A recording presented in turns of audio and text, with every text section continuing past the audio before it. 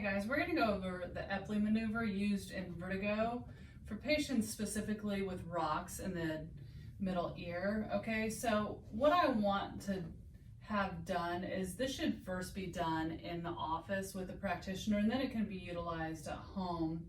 But for stability purposes, what I'm going to have is Chloe kind of hold on to me here. What I'm going to have her do is I'm going to have her rotate the neck all the way to the right here, okay? And then I'm going to have her lay back. The head should be hanging off the edge of the table, okay? And she's going to rotate pretty much as far as she can to the right, and you're going to hold that position for 30 seconds.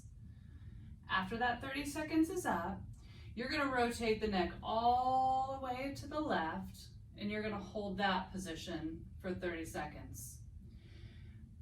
After that, you're going to actually roll on to the left side. So I'm going to have you roll on to the left side there, Chloe, with the neck rotated 30 seconds again.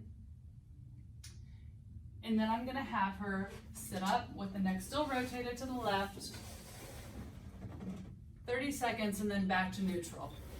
This is going to be done on both sides. So then you're going to do the same thing, rotate all the way to the left, lay down on your back over there. Keeping that there.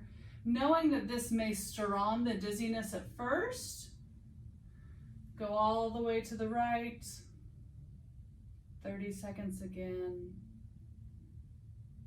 Then she's going to roll to the right,